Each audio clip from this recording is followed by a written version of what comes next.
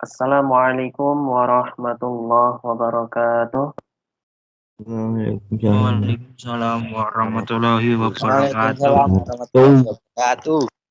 Mari anak-anak kelas 12 TKR O5 kita buka pembelajaran PAI pada pagi hari ini menjelang siang dengan membaca suratul Fatihah. Ridha ilah li syafa'ati Rasulillah Al-Fatihah. A'udzu billahi minasyaitonir rajim. Bismillahirrahmanirrahim.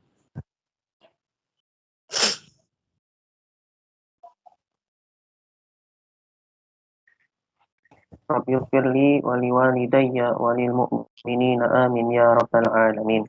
Baik, mudah-mudahan kita dimudahkan di dalam proses belajar. Mudah-mudahan Allah memudahkan kita dalam memahami pelajaran yang akan kita pelajari pada hari ini. Baik, anak-anak sekalian, kelas 12 TKR O5, silahkan kalian yang sudah masuk ya dan yang baru masuk, silahkan mengisi daftar hadir yang sudah saya siapkan di kelas PAIPP pada bab munakahat ya. Silahkan, atau kalian bisa masuk ke meeting room ke chatting room ya. Silahkan, di situ sudah ada link untuk mengisi daftar hadir. Di kelas 2021 PAI 12 TKR O5 pada KD 3.08 materi tentang munakahat. Silahkan untuk bisa mengisi daftar hadirnya. Baik anak-anak, jika sinyalnya masih susah, kita tetap berlangsung ya, karena di sini juga sinyalnya masih lumayan susah.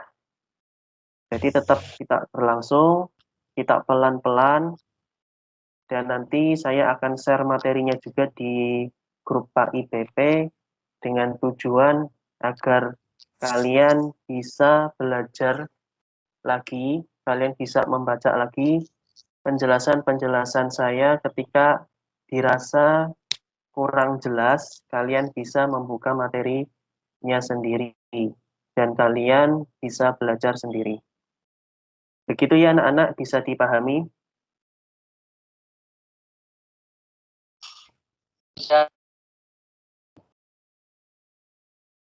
Bisa ya? Baik, kalau begitu kita akan masuk ke materi pada hari ini, yaitu materi pertama pada semester genap, materi tentang pernikahan. Materi tentang pernikahan itu adalah istilah dari bahasa Indonesia.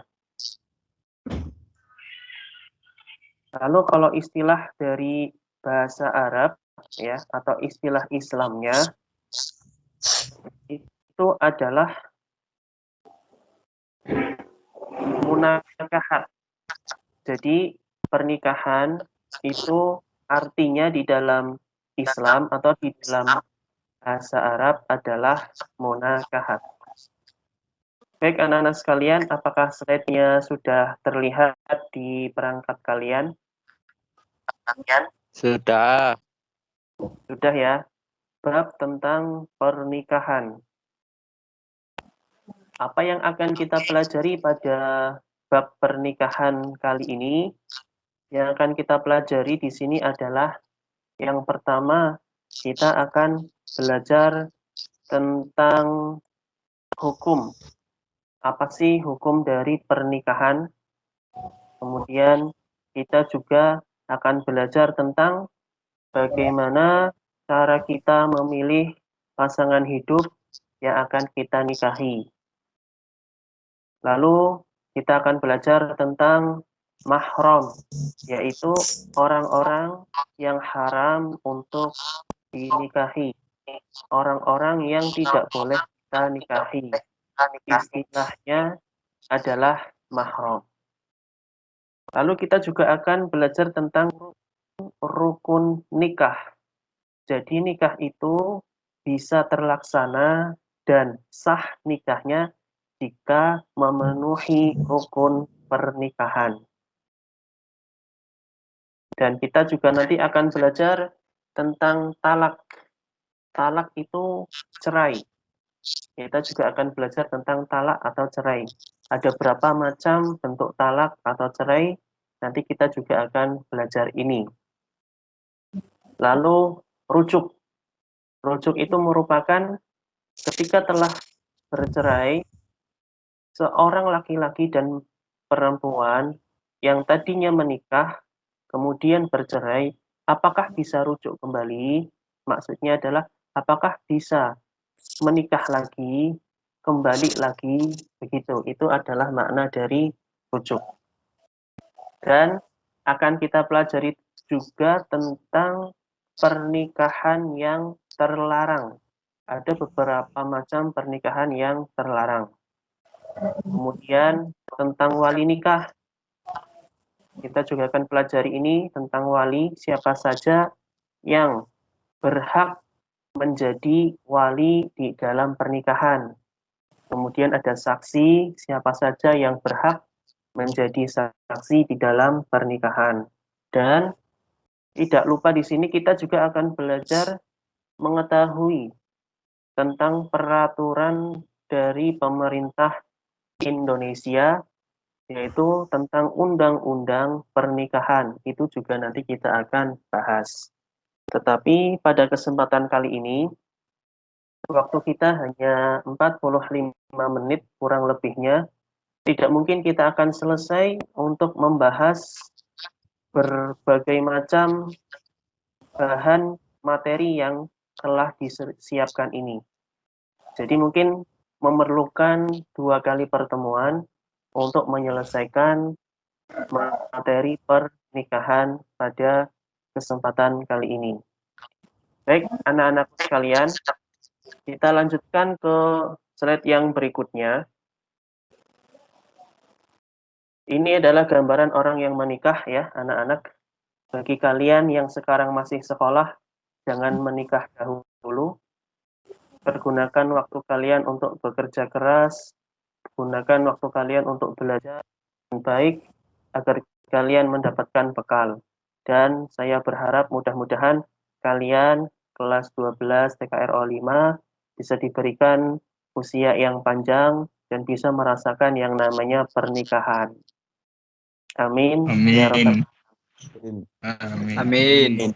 Kalau kalian itu merasa senang kalau menikah, berarti kalian itu normal. Tapi kalau kalian tidak punya keinginan untuk menikah, kalian itu dipertanyakan. Mudah-mudahan kalian kelas 12 TKRO 5 ini anak-anaknya normal semua. Amin, amin.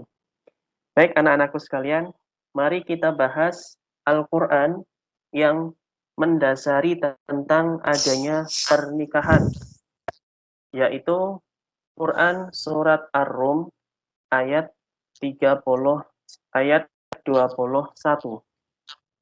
Bismillahirrahmanirrahim.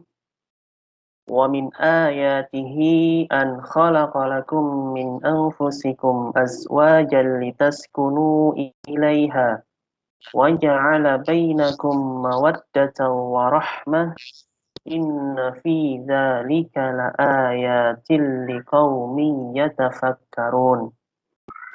Dan di antara tanda-tanda kekuasaannya ialah Dia Allah menciptakan untukmu istri-istri dari jenismu sendiri, supaya kamu cenderung dan merasa tentram kepadanya, dan dijadikannya di antaramu rasa kasih dan sayang. Mawaddah warahmah, rasa kasih dan sayang. Sesungguhnya pada yang demikian itu benar-benar terdapat tanda-tanda bagi kaum yang berpikir. Quran Surat Ar-Rum ayat 21.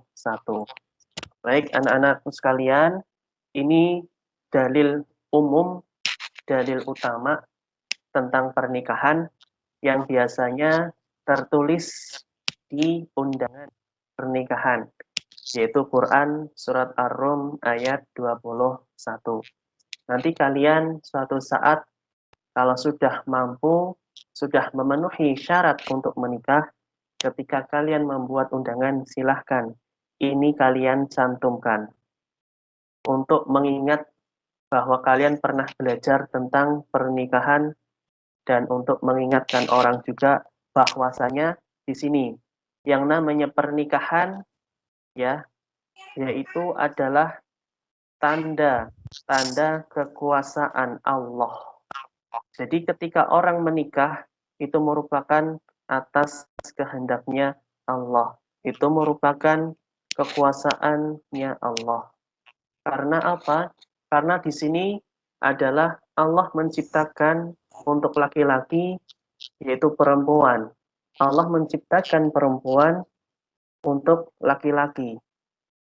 Jadi kalau kita ini selaku laki-laki melihat perempuan adalah haram, kita ini laki-laki melihat perempuan itu adalah berdosa, menyentuh perempuan itu adalah berdosa, dan itu semuanya adalah haram, maka tanda kekuasaan Allah di sini adalah bahwasanya Allah bisa menghalalkan sesuatu yang haram.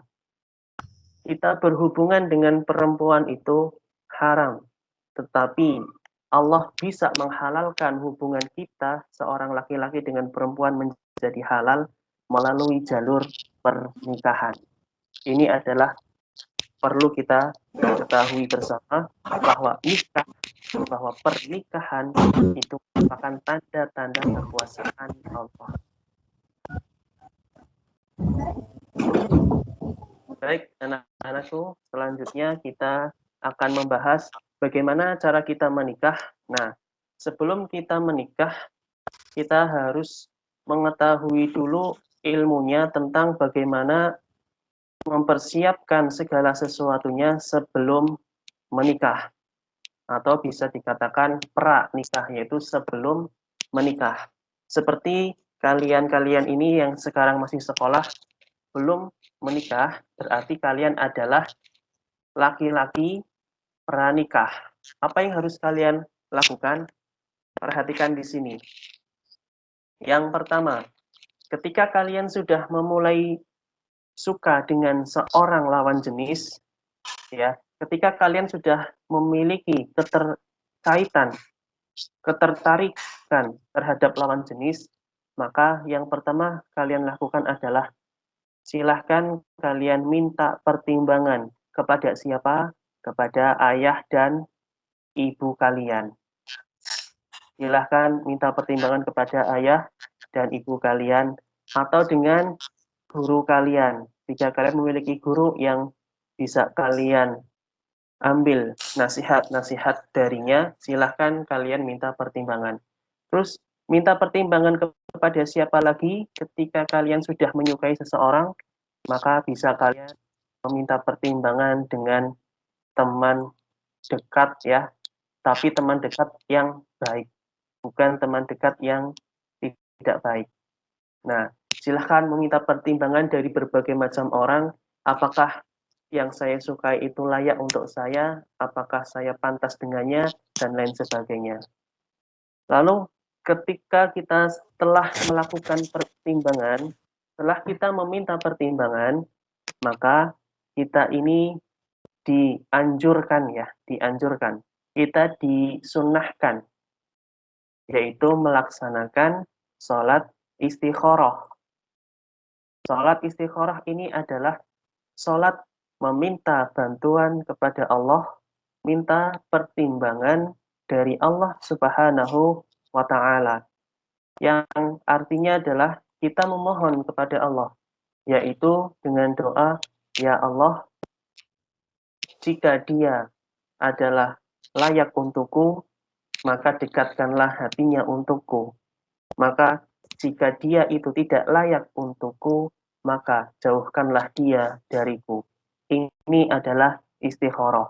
Jangan sampai kita sebagai seorang umat yang beragama, berdoanya ini memaksa Allah. Ini yang sering salah kaprah di kalangan para pemuda. Karena saking cintanya, kita ini berdoa kepada Allah, ya Allah, jadikanlah dia jodohku. Jika dia layak, jadikanlah dia jodohku. Jika dia tidak layak, maka jadikanlah dia layak untukku. Nah, inilah yang salah. Inilah yang salah ya. Yang betul adalah tadi, kita meminta kepada Allah, pertimbangan kepada Allah melalui salat istikharah dengan doa, ya Allah, jika dia jodohku, jika dia layak untukku, maka dekatkanlah hatinya untukku, jadikanlah dia jodohku. Namun, ya Allah, jika dia bukanlah jodohku, dan jika dia tidak layak untukku, jauhkanlah dirinya dari hatiku. Inilah doa yang baik sebagai orang yang beragama. Dan mudah-mudahan kalian semuanya di sini bisa menerapkan doa yang baik tadi, ya. Salat istikharah. Lalu ketika ada yang bertanya, kapan waktunya salat istikharah? Salat istikharah waktunya adalah ketika kalian itu sudah merasakan suka terhadap seseorang lawan jenis, lakukanlah salat istikharah. Sampai kapan? Sampai kalian menemukan jawaban dan mendapatkan jawaban dari Allah Subhanahu wa Ta'ala. Berarti bukan cuma sekali, 2 kali, bukan cuma sehari ataupun 2 hari, tapi seterusnya. Seterusnya kalian melaksanakan salat istikharah sampai kamu mendapatkan jawaban. Entah itu dari mimpi, entah kamu melihat sebuah kejadian atau peristiwa yang meyakinkan akan dirimu bahwa dia pantas atau tidak. Allah ya sendiri yang akan memberikan jawabannya. Lalu yang berikutnya adalah ta'aruf. Ta'aruf. Ta'aruf itu adalah kenal atau mengenal ya. Artinya di sini bukan kalian suka kepada orangnya, kemudian kalian kenalan, lalu kalian jadikan dia sebagai pacarmu. Bukan, itu bukan ta'aruf. Yang namanya ta'aruf artinya adalah mengenal.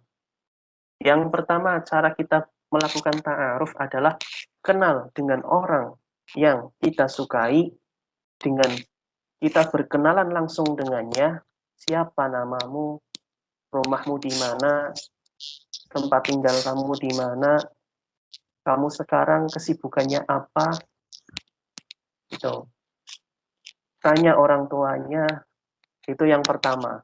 Lalu yang kedua, ta'aruf ini adalah bukan hanya sekedar kenal langsung dengan orangnya, tetapi kamu juga harus kenal siapa temannya. Kalian harus tahu siapa temannya. Nah, kalian juga bisa mengenal lebih dalam tentang orang yang kamu sukai itu dengan bertanya kepada temannya. Atau kamu juga bisa mengenalnya dengan bertanya kepada tetangganya. Atau mungkin saudaranya. Nah, ini adalah ta'aruf. Jadi, bukan untuk mengenal untuk dijadikan pacar, tetapi ta'aruf ini adalah untuk mengenal agar bisa kita tahu apakah dia layak untuk menjadi pinanganku atau tidak. Inilah yang namanya ta'aruf. Lalu yang berikutnya adalah khitbah. Khitbah atau pinangan. Khitbah atau pinangan itu maksudnya di sini adalah lamaran. Jadi setelah kamu itu meminta pertimbangan, setelah kamu itu sholat istikharah, sudah mengenal atau sudah ta'aruf, maka yang berikutnya lakukanlah tindakan, yaitu khitbah atau meminang orang yang kamu cintai. Dan wanita yang boleh dipinang itu ada 2 syarat. Ya, jadi kalian nanti anak-anakku jika sudah memenuhi syarat untuk menikah, ini ada 2 syarat wanita yang boleh dipinang. Yang pertama, syaratnya adalah ketika kamu meminang wanita yang kamu sukai, itu tidak ada halangan-halangan syar'i yang menyebabkan laki-laki atau kalian dilarang memperistrinya saat itu. Maksudnya adalah halangan syar'i ini adalah bisa ketika seorang wanita atau seorang perempuan tersebut sedang dalam masa iddah atau sedang dalam masa menunggu. Seorang perempuan yang ditinggal mati oleh suaminya. Seorang wanita yang habis cerai atau setelah bercerai, kita tidak boleh langsung untuk menghitbahnya atau meminangnya atau melamarnya. Ini adalah haram hukumnya. Karena ini masih dihalangi, karena ini masih dilarang oleh syariat. Artinya kita harus menunggu terlebih dahulu sampai masa menunggu perempuan tersebut atau masa iddah perempuan tersebut selesai. Dan untuk masalah iddah ini akan kita pelajari di materi setelah ini, ya. Jadi intinya adalah kalian boleh meminang perempuan, boleh mengkhitbah perempuan, boleh melamar perempuan jika tidak ada halangan-halangan yang syar'i. Dan yang kedua adalah kalian boleh meminang jika wanita yang kamu suka, yang kamu incar itu belum dipinang oleh orang lain secara sah. Nah, ini belum dipinang orang lain secara sah itu boleh. Nah, jadi kalau ada orang yang kamu sukai dan dia kok sudah punya pacar, ingat pacar itu bukanlah hasil pinangan. Pacar itu bukanlah hasil khitbah. Ya, bukan hasil lamaran. Jadi ketika kamu suka dengan orang yang punya pacar, kalau kamu berani meminangnya, silahkan dipinang itu. Karena ketika kamu meminang perempuan yang sudah punya pacar, artinya kamu itu menyelamatkan perempuan itu dari jalan yang tidak benar. Nah, setelah itu, apa namanya, tinggal kamu itu berani atau tidaknya. Nah, lebih aman, kalian carilah wanita-wanita yang single. Gitu. Jadi misalkan ada yang namanya si A ini seorang laki-laki dan si B ini seorang perempuan. Si B ini ternyata sudah dilamar oleh temannya si C. Ketika si A ini tahu orang yang dia suka yaitu si B ternyata sudah dilamar oleh temannya si C, maka si A ini tidak boleh melamar si B. Dan hukumnya adalah haram ketika mau melamar. Nah, sudah ada lamaran yang sah dari temannya itu. Berbeda ceritanya jika si B ini berpacaran dengan temanmu si C, belum melaksanakan lamaran secara sah, maka kamu ini si A bisa mengambil si B dengan jalan peminangan atau khitbah atau lamaran. Begitu. Jadi kalian-kalian yang berpacaran itu sia-sia. Lebih baik sekarang kau datangi rumah orang tua wanita yang kau suka, kemudian kamu itu pinang dia dengan bertanya kepada bapak atau ibunya. Inilah yang namanya pinangan atau khitbah. Dan yang namanya khitbah atau peminangan itu caranya bermacam-macam. Ada yang dengan cara seorang laki-laki datang langsung ke rumah wanita, bertemu dengan ayahnya, kemudian mengatakan, "Wahai bapak, ku ingin meminang putrimu, boleh atau tidak?" Bisa. Setelah itu ketika kalian sudah tambah mantap kepada perempuan yang kamu sukai, maka kamu bisa meminta keluargamu untuk datang ke rumah keluarga perempuan yang kamu suka. Dan ini artinya adalah peminangan antara dua keluarga. Dan lebih mantap lagi tentunya bisa ditulis di situ, bisa dijelaskan di situ kapan hari untuk menikahnya. Ini ya. Jadi kembali lagi ke sini, khitbah itu boleh ya, meminang wanita itu boleh asal memenuhi 2 syarat. Yang pertama adalah wanita itu tidak ada halangan syar'i. Yang kedua, wanita itu belum dipinang oleh orang lain.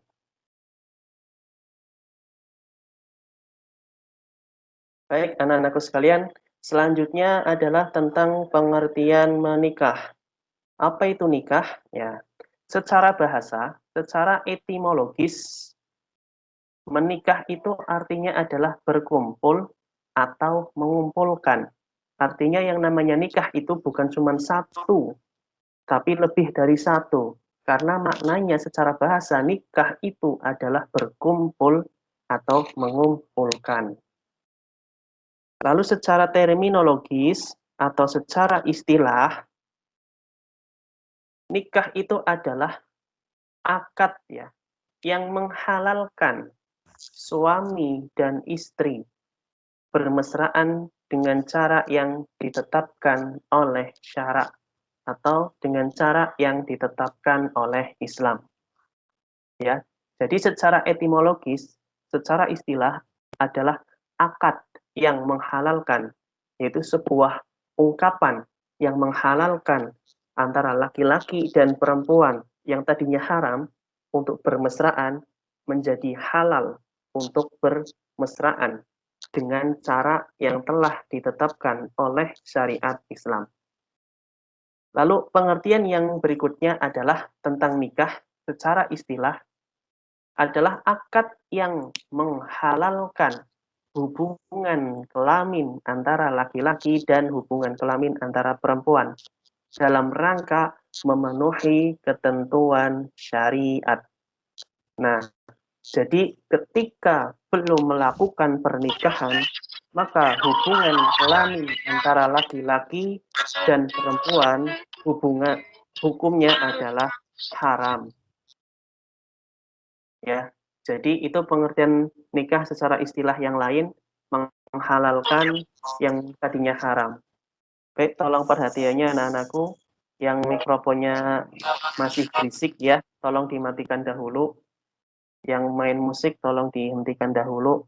Sekarang kita fokus dulu untuk belajar tentang bab nikah. Tolong diperhatikan, tolong disimak terlebih dahulu.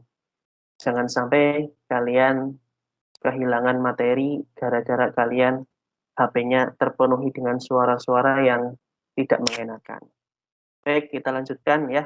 Jadi pengertian secara bahasa tentang nikah adalah berkumpul atau mengumpulkan. Kemudian secara istilah itu ada dua, yaitu sebuah akad yang menghalalkan suami dan bermesraan dan sebuah akad yang menghalalkan hubungan kelamin antara laki-laki dan perempuan.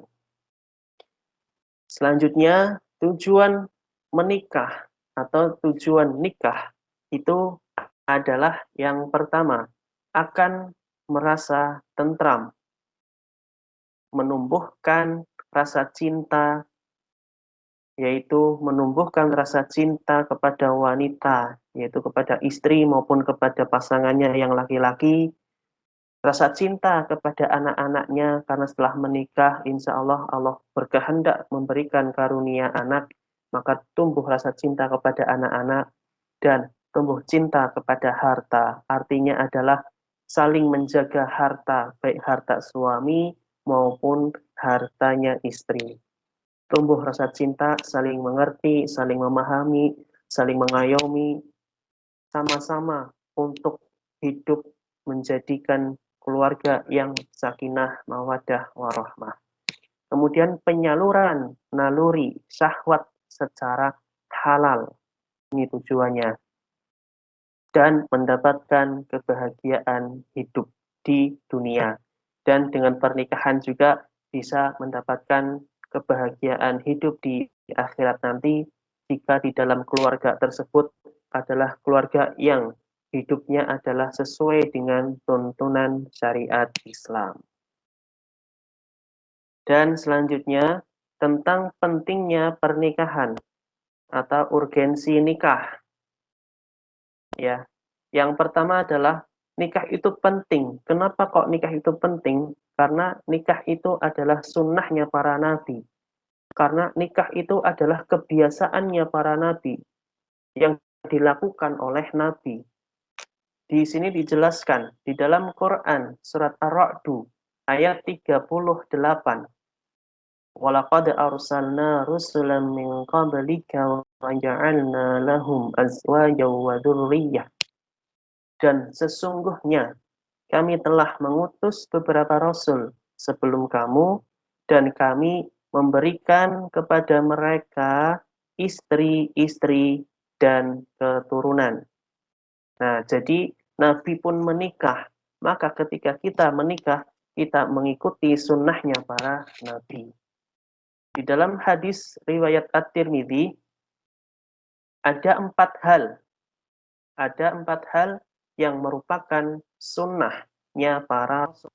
Yang pertama adalah hina. Hina. Artinya adalah ini yang dipakai oleh wanita. Yaitu seperti semacam kutek atau semacam tato, tapi bukan tato. Yang ini adalah boleh, bukan haram. Kalau tato itu kan haram, tapi hina ini adalah sunnah. Kemudian berparfum atau memakai minyak wangi, sunnah. Dan siwak atau sikat gigi ini sunnah. Dan yang berikutnya adalah menikah adalah sebuah kesunahan. Lalu yang berikutnya, urgensi atau pentingnya nikah adalah bahwa nikah itu adalah tanda kekuasaan dari Allah Subhanahu wa Ta'ala. Yang sudah kita jelaskan tadi di awal, Qur'annya adalah Qur'an surat Ar-Rum ayat 21. Lalu yang berikutnya adalah orang yang menikah sudah Allah jamin. Apanya yang dijamin? Kekayaannya. Pasti Allah akan limpahkan rizkinya. Kemudian di dalam Quran surat An-Nur ayat 32 dijelaskan, Iyakunu fuqara ayughnihimullahu min fadlih wallahu wasi'un alim. Ketika mereka orang yang telah menikah, jika mereka itu miskin, Allah itu akan memampukan mereka dengan karunia-Nya. Dan Allah itu maha luas, lagi maha mengetahui. Jadi ketika kalian ingin menikah, ya, kalian jangan takut untuk jatuh miskin. Karena ketika kalian menikah, Allah akan memberikan kemampuan untukmu untuk mendapatkan karunia Allah. Inilah dahsyatnya menikah. Jadi jangan takut untuk miskin karena menikah, maka menikahlah karena kamu itu akan diberikan kemudahan rizki dengan jalur menikah. Lalu yang berikutnya adalah orang yang menikah berarti dia telah melakukan setengah dari agama. Maksudnya adalah orang yang diberikan rizki oleh Allah Subhanahu wa Ta'ala, yaitu dengan rizki seorang istri yang solihah. Nah, jadi anak-anakku sekalian, carilah istri-istri yang solihah. Jangan cari istri yang salah.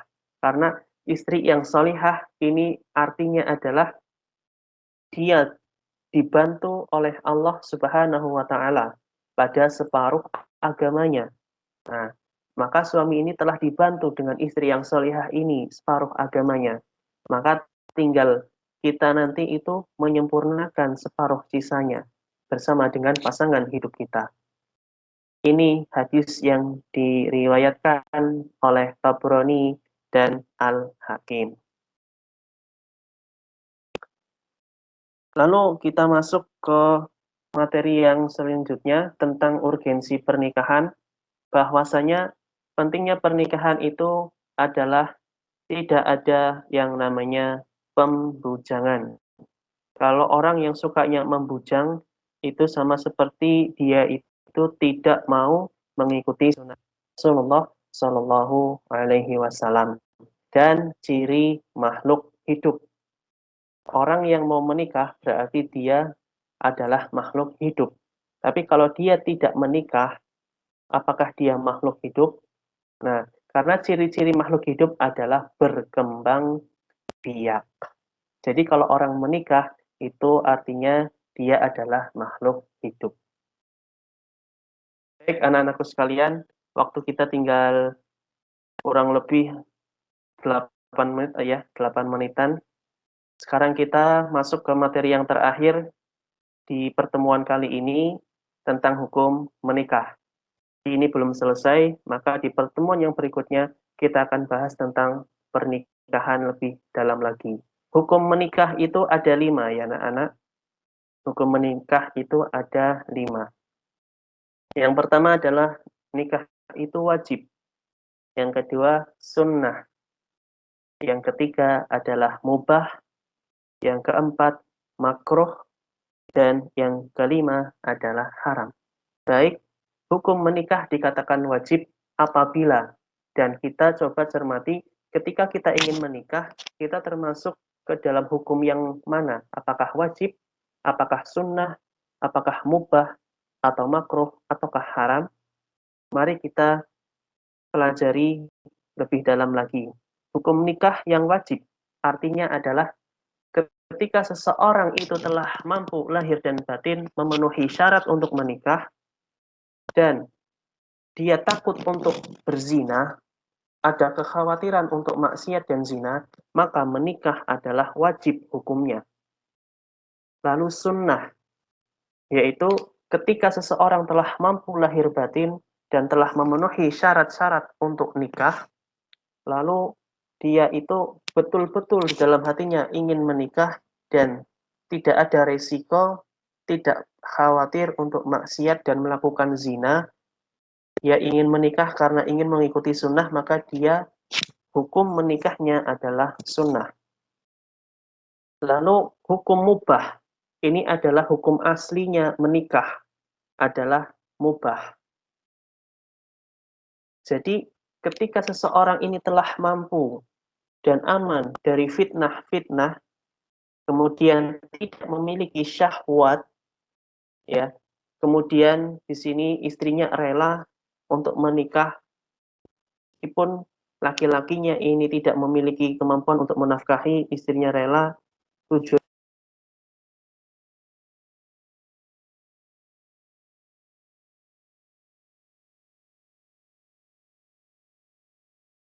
Apakah sudah kedengaran? Sudah, Sudah, Pak. Pak. Tapi Sudah. ada. Tadi nggak kedengarannya dari materi hukum nikah, bukan? Yang mubah, Ya, Pak. yang Mubah. istri, Dari yang Mubah, Pak. dari yang mubah ya. mubah. Ya, itu. Ya, itu Pak, mubah. Kita ulangi dari yang mubah ya. Mubah, hukum nikah itu adalah mubah. Mubah ini artinya adalah boleh. Mubah ini artinya adalah boleh ya. Boleh nikah, boleh tidak nikah. Mengapa? Ketika ada seseorang mampu untuk menikah, aman dari fitnah-fitnah, dan ia tidak memiliki syahwat, biasa-biasa saja, tapi dia tidak mampu menafkahi istrinya. Namun istri tersebut rela, ridho, nggak apa-apa ketika suami tidak mampu menafkahi. Tujuannya hanya untuk ini, bersenang-senang. Maka hukum nikah adalah mubah ataupun boleh. Dan hukum mubah ini adalah hukum asli nikah. Aslinya nikah itu hukumnya adalah mubah atau boleh. Lalu yang berikutnya adalah makruh. Makruh di sini adalah seseorang itu mampu untuk menikah, ya, sudah mampu untuk menikah, tetapi dia tidak mampu untuk menafkahi istrinya, baik sandang, pangan, dan papan. Ya, pakaiannya nggak bisa memberikan, makanannya nggak bisa memberikan, tempat tinggal pun tidak bisa memberikan. Dan di sini laki-laki ini terkesan lebih kepada menzalimi hak-hak istrinya. Yang istrinya inginkan tidak diberikan oleh seorang suami. Maka hukum dari pernikahan itu adalah makruh. Ya. Jadi hukum pernikahannya adalah makruh karena mampu menikah tetapi tidak mampu untuk menafkahi sandang pangan papanya tidak diberikan kepada seorang istri. Lalu yang berikutnya adalah haram. Haram di sini adalah kita tidak boleh melakukan pernikahan. Dosa besar kita kalau menikah jika kita tidak mampu lahir dan batin. Kita tidak memenuhi syarat untuk menikah. Kita belum mampu untuk segi finansial. Kita tidak mampu untuk memberikan kasih sayang. Kita masih jelalatan matanya melihat ke sana kemari. Jadi itu adalah haram hukumnya. Apalagi ditambah dengan memiliki niatan, yaitu niatan untuk menyakiti istri atau niatan buruk ingin memanfaatkan hartanya istri, ingin menguras hartanya istri. Ini adalah haram dan na'udzubillahi min dzalik. Jangan sampai kita seperti ini.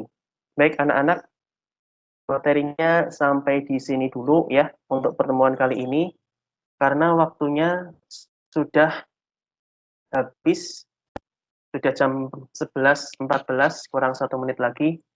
Baik anak-anak, sampai di sini apakah bisa dipahami tentang muqaddimah pernikahan?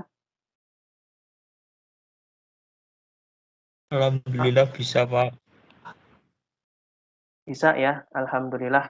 Baik, nanti akan saya share materinya biar kalian lebih bisa membaca lagi dan insya Allah di pertemuan berikutnya tolong diingatkan kita masih pada materi tentang munakahat pernikahan. Baik anak-anakku sekalian, materinya sampai di sini dahulu pada pertemuan kali ini. Mari kita bersama untuk mengakhiri ucapkan hamdalah bersama-sama. Alhamdulillahirabbil alamin. Alhamdulillahirrahmanirrahim. Alhamdulillahirrahmanirrahim. Wal-'afwu minkum. Wassalamualaikum warahmatullahi wabarakatuh. Waalaikumsalam warahmatullahi Assalamualaikum warahmatullahi wabarakatuh. Jangan lupa ngisi daftar hadir ya, anak-anak. Baca di Isinya bisa, Pak. Oh, nggak bisa. Kalau nggak bisa ya sudah ditulis saja di kelas Microsoft Teams ya. Ditulis saja namanya, kelas sama nomor absennya, udah itu. Nama, kelas, nomor absen Di komentar, Pak. bukan di itu Di chat. ya di chat bukan chat yang Vicon ya, tapi di kelas Pak IBP-nya. Paham ya?